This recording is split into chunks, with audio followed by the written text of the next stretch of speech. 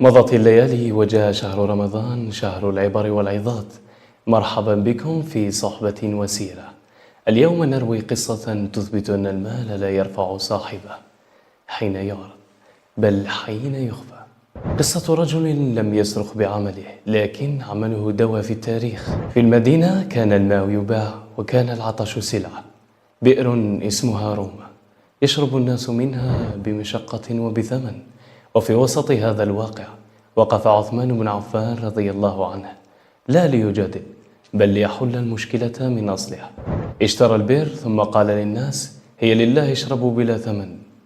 لم يطلب شكرا ولم يضع اسمه على الحجارة، وضعه في السماء. ثم جاءت لحظة أخرى أشد، وقت العسرة. الجيش يحتاج والظرف ضيق والناس في شح شديد، فإذا بعثمان يمد يده لا بقطرة بل فيض، يجهز ما يستطيع من عدة ونفقة. هنا تفهمون، ليست القضية كم دفع بل لماذا دفع، لأن قلبه كان يرى الحاجة عبادة وسدها طريق إلى الله. في لحظة تحول العطش إلى رحمة عامة، وتحولت الصدقة من مبلغ إلى مشروع حياة.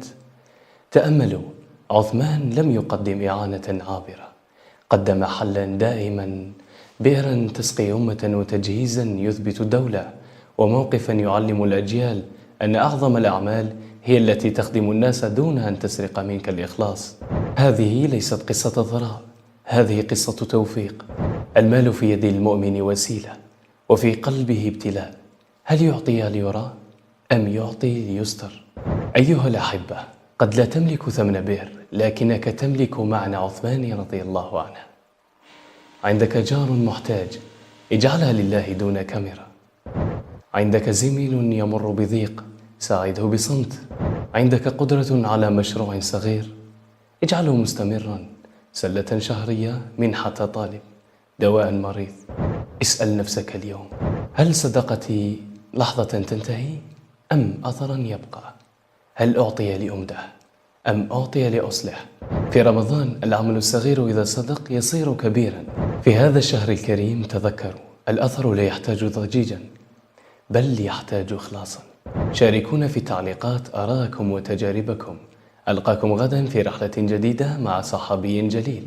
دمتم في رعاية الله وحفظه، أستودعكم الله.